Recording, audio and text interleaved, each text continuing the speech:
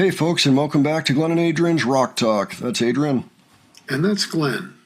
And today we are going to watch The Warning at South by Southwest, a festival that happens in Austin, Texas every year. They had 2 gigs. We're actually just looking at one song from one gig.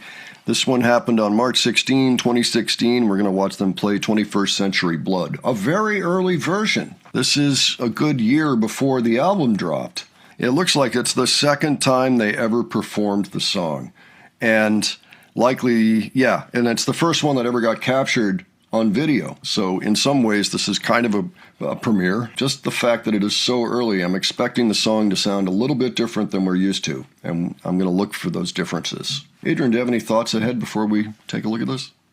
Wee warning or classic warning? I'd say this is the wee warning, really. Okay. Yeah, because it's early 2016, so I think that counts as the wee warning, because that means Pau, wait a minute, Pau would have just turned 14, Danny's 16, and Ale is a whopping 11, if I'm doing my math right. Let's go ahead and check this out and discuss it.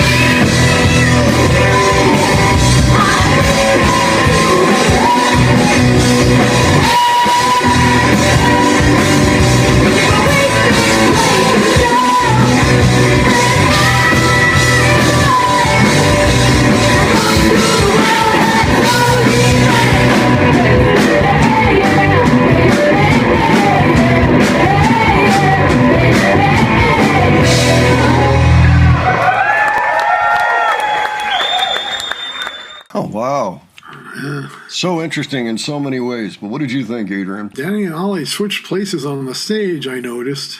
Yeah. Then I noticed an extra note in the guitar intro. Yeah, I almost wonder if she misplayed the riff right up at the top and just decided to cover it by doing the same thing again in the next measure, because I think after that it straightened out into what we normally hear for the riff. Yeah, I thought maybe it was written that way just for like the beginning and then... That's possible too, but I noticed she had her guitar solo already mapped out the way that we've grown accustomed to, the way that they recorded it. And continued to perform it, so. Yeah, it was a match for the most part. Yeah, there were other things, too, going on here. Like this particular version didn't swing quite as much as what we got to hear on the record and on future performances. It's almost like there are two feels going on. Like you get the swing a little bit, because a lot of Pow's fills are the same. During the verses, it almost felt a little bit more straight ahead than the kind of the hard swing that we often hear them doing later on. The elements were there, but they just weren't quite performing it that way at this point. Again, this is their second performance ever of the song and the first time it was captured. So that's pretty normal. You go to any band that's debuting a song or trying out a new song, maybe they weren't even thinking about a brand new album at this point. They're just trying out new songs on stage. They will tend to evolve as time goes on and as they play them and as the audience responds to them. You pick up things, playing them in front of audiences that you might not have thought of beforehand. And I mean, a lot of times when a band makes an album, it's best if the songs have already been road tested a little bit, because then they have some idea of how the fans responded. Childhood of an enormously talented band morphing into a colossal rock and roll mammoth. Yeah, that's right. Yeah, that's why I like checking these things out. It's almost like watching at the tadpole stage, what's going on with the band here. Yeah, because this song has been played now 68 times, so that's pretty good. And this was only the second time. So anyway, I thought that was great just to see. Even Allie seemed to be playing with a little bit more authority, almost like, there's no backing tracks either at this point. So they were playing a little bit more. After the first chorus and coming out into the next verse, she usually just lets her guitar ring on one note while she's singing. But here she was still strumming because, it's just the three of them. I almost wondered if Allie was playing heavier to kind of account for the fact that it's just the three of them. Regardless, I liked it. I did like it a lot. I also noticed that it was a bit formative. And I like that. You kind of get a sense of what kind of feedback they got and how they incorporated it. Pretty cool overall. I'm glad we looked at that. There is more from this show. It's a little tough to hear. You can hear it, but it's not exactly pristine quality, but it was still fun.